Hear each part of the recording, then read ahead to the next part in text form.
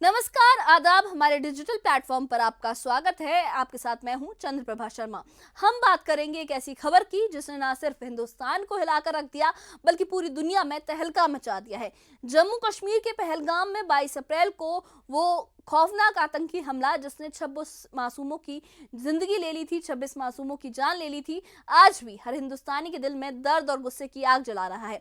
इस हमले की जिम्मेदारी आतंकी संगठन टीआरएफ ने ली थी, लेकिन भारत ने इस बार चुप रहने से की बजाय ऑपरेशन सिंदूर के जरिए पाकिस्तान को करारा जवाब दिया।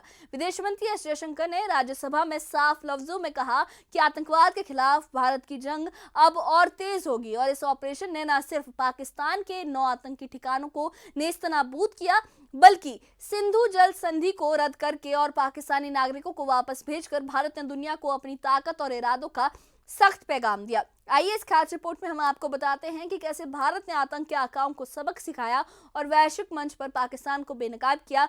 और इस बारे में राज्यसभा में विदेश मंत्री एस जयशंकर ने क्या कहा और साथ ही जेपी नड्डा ने भी क्या कहा है, देखिए इस खास रिपोर्ट में।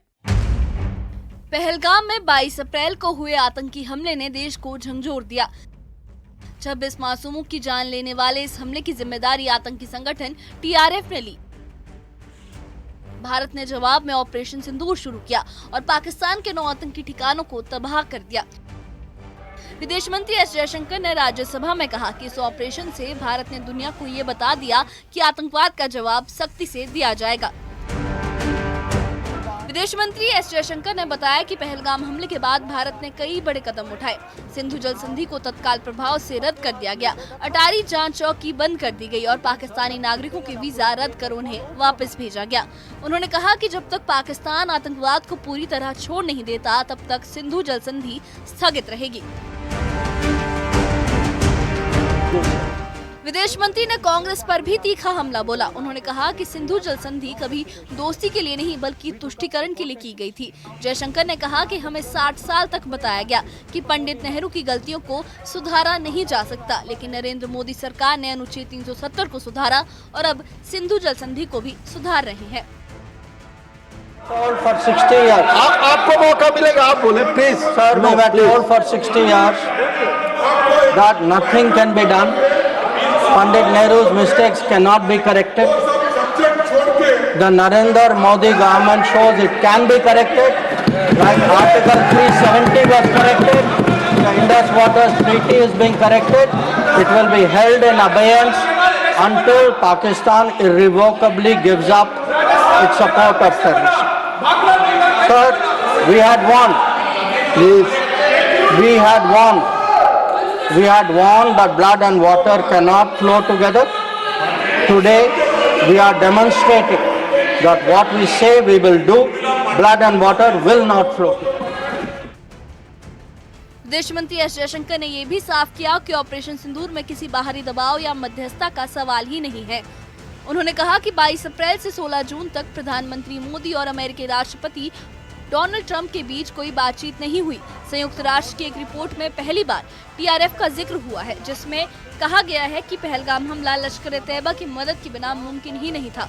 इस पर विदेश मंत्री जयशंकर ने बताया कि भारत अब टीआरएफ को वैश्विक आतंकी संगठन घोषित कराने के करीब है।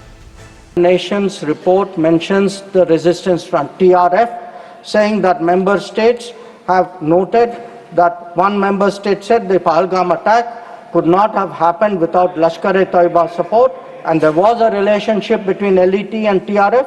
Another member state said attack was carried out by TRF, which is synonymous with LET, and it mentions that Pakistan actually opposed it and said LET was defunded. So we were able to get into UN a recognition that TRF today is a proxy for the LET and is responsible for Pahalgam. Now, sir, sometimes it is asked, saying, well, these are declarations, what do they matter? They matter, sir, because they shape global opinion. And again, I want to say, what is the change? Because change only comes out through contrast. Yesterday, sir, one honorable member made a reference to BRICS. We just had a BRICS meeting. For the first time, we were able, in a BRICS meeting, to get an explicit reference to a terrorist incident. It says here the BRICS countries, sir, that we condemn in the strongest terms the terrorist attack in Jammu and Kashmir on 22 April, and we reaffirm our commitment to combating terrorism in all forms and manifestations, including cross-border terrorism. Rajya Sabha में JP Nadda ने भी सरकार का पक्ष रखा। उन्होंने कहा कि पहलगाम हमला बेहद दुखद था और सरकार ने तुरंत कदम उठाए। जेपी नड्डा ने साफ बताया कि हमले के दिन ही शाम 5 बजे गृह मंत्री अमित शाह जम्मू कश्मीर पहुंचे और प्रधानमंत्री मोदी विदेश दौरा बीच में छोड़कर लौट आए। उन्होंने यूपीए सरकार पर निशाना साधते हुए कहा कि मुंबई धमाकों में श्रमजीवी बम ब्लास्ट के बाद कोई कार्रवाई नहीं हुई, लेकिन मोदी सरकार ने आतंक के खिलाफ ठोस कदम उठाए। देखिए, श्रमजीवी एक्सप्रेस में जौनपुर में 2005 में हरकत उल जिहाद ने बम ब्लास्ट किया, 14 लोग मारे गए, 62 लोग हताहत हुए, कोई एक्शन नहीं लिया गया। No action was taken. Let this be on record. जो लोग हमसे आज पूछ रहे हैं पहलगाम का क्या हुआ, पहलगाम का क्या हुआ, वो पूछने के पहले अपने गिरबान में जरूर झांक करके देखें कि उन्होंने कब क्या किया।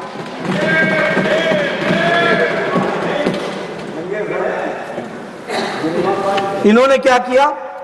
इंडिया पाकिस्तान जॉइंट कमीशन बैठाया 1989 में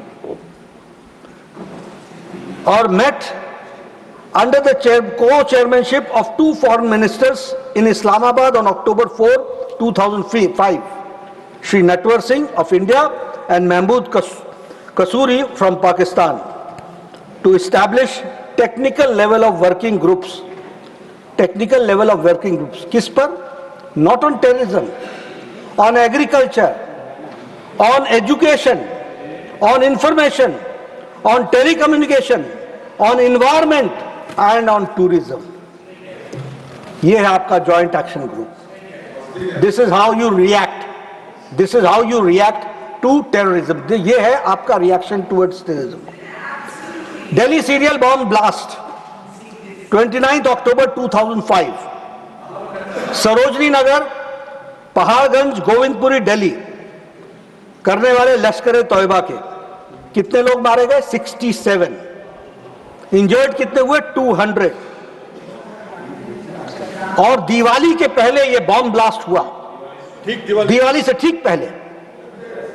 आप समझिए, उस समय की कल्पना कीजिए और उस समय की सरकार की इनसेंसिटिविटी को समझिए। No action was taken.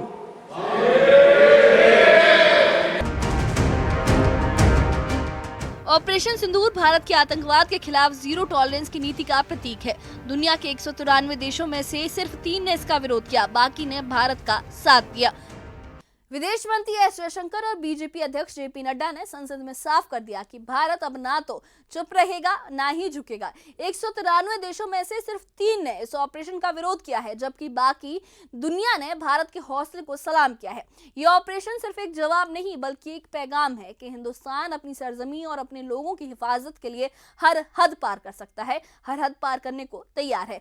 इस बारे में आपका क्या कहना है? हमें कमेंट बॉक्स में अपनी राय जरूर बताइए और इससे जुड़े अपडेट्स के लिए और ऐसी ही खबरों के लिए हमारे चैनल के साथ बने रहिए। हमारे चैनल को सब्सक्राइब करिए। शुक्रिया।